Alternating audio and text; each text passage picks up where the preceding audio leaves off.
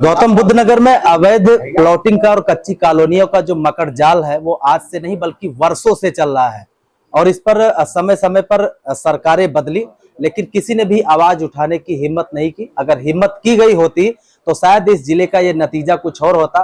दादरी विधायक मास्टर तेजपाल नागर ऐसे पहले विधायक जिले के जिन्होंने उन कॉलोनियों को लेकर जो कॉलोनाइजर हैं उनको उनके खिलाफ एक्शन की बात की है और अभी हाल ही में आपने देखा होगा कि उन्होंने एक ज्ञापन भी लेटर भी दिया था ग्रेटर नोएडा प्राधिकरण को और उस पर क्या कुछ कार्रवाई हुई है और आगे किस तरीके से यह जो पूरा मकड़ जाल है इसे खत्म करने के लिए, इसे समाप्त करने के लिए इनका प्रयास रहेगा। बातचीत करेंगे। देखिए, मैंने बहुत परेशान हुए के गरीबों का दुख जब मुझ पर सह नहीं जा रहा तो मैंने कार्रवाई करी है।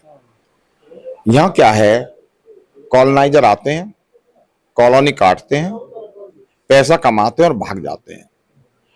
फिर वो कॉलोनी गरीब लोग प्लॉट लेते हैं, गुजार सुधार लेके ब्याज पे लेके पैसा प्लॉट लेते हैं। जब वो प्लॉट ले लेते हैं 4-5 साल 5-7 साल उसका कर्जा उतारते हैं, फिर आके उसे मकान बनाते हैं।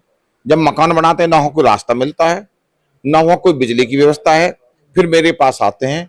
सरकार ने नियम बना रखा है कि जो कॉलोनी काटेगा वो कॉलोनाइजर उसमें सड़क देगा, उसमें 3 साल तक बिजली देगा, बिजली का सारा खर्चा वो देगा।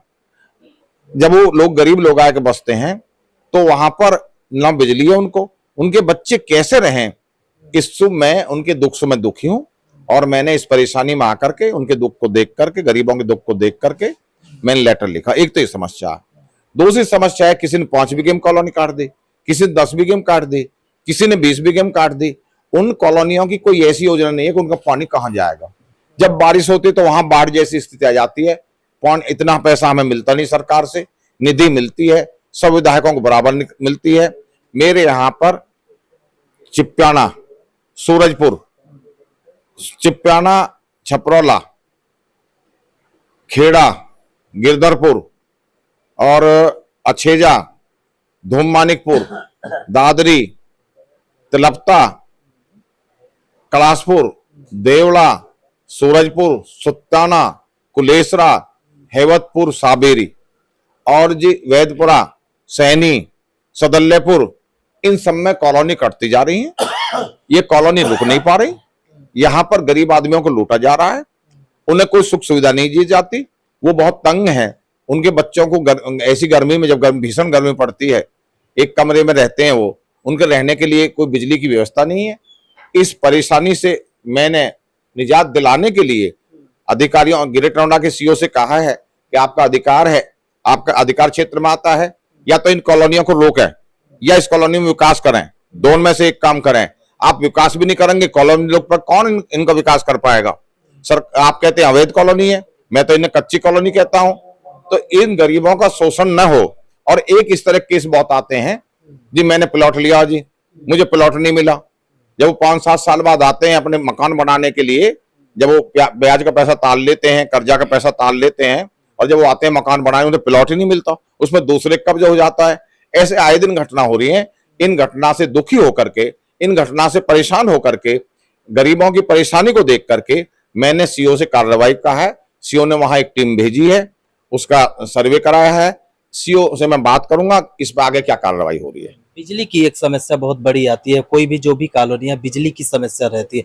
कुछ लोगों के यहाँ ऐसा भी सुनने में आता है कि मीटर लग जाते हैं, कुछ लोग इधर उधर से कनेक्शन जलाते हैं, समुचित व्यवस्था बिजली की कॉलोनियों में नहीं। इसको लेकर और इसकी समस्या आपके पास भी बड़ी तादाद में लोग आते हैं, कैसे निजात मिलेगा इससे?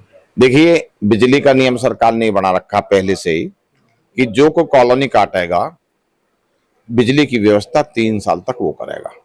अगर कोई बिजली की व्यवस्था, बिजली की लाइन बनवा दी, तार लगवा दिए, ट्रांसफार्मर लगवा दिए, अगर 3 साल तक कोई ट्रांसफार्मर फूक जाता है उसको उसकी बिजली की व्यवस्था कॉलोनाइजर कराएगा। 3 साल के बाद सरकार हैंड ओवर कर लेगी। होता क्या है, कॉलोनाइजर ने कॉलोनी काट के वो भाग जाता है। वो जब मकान बनाना आते हैं उन्हें ना बिजली मिलती है ना कुछ मिलती है। इन्हीं बातों से, गरीबों के दुख को देख कर, गरीबों के दर्द को देख करके मैंने सीओ ग्रेटर नोएडा की नजर में इस बात को लाया हूं और मुझे उम्मीद है सीओ ग्रेटर नोएडा इस पर कार्रवाई करेंगे। सबसे पहले, क्योंकि ये भारत के नागरिक हैं, इनको भी वही सुविधा मिलनी चाहिए जो अन्य को मिल रही है पूरे भारत में। मैंने इन कॉलोनियों में, कच्ची कॉलोनियों में मैंने काफी काम कराए, लेकिन क्योंकि निधि इतनी पर्याप्त नहीं होती, खरबों खरबों की काम है, 5 करोड़ निधि मिलती है, तो मैं प्रयासरत हूं। अगर जो कॉलोनी पहले बस गई हैं, जो 2-2 मंजिल 3-3 मंजिल कॉलोनी बन गई हैं, उनके रास्ते मैं सबके बनवाऊं, लेकिन नई कॉलोनी या में ना कटें, ताकि फिर ये समस्या जो पुरानी कॉलोनी की है वही संतृप्त नहीं हो पा रही है पूरी तरह से, कि वो फिर उनके सामने वो दिक्कत ना आए, इसलिए मैंने ये कदम उठाया।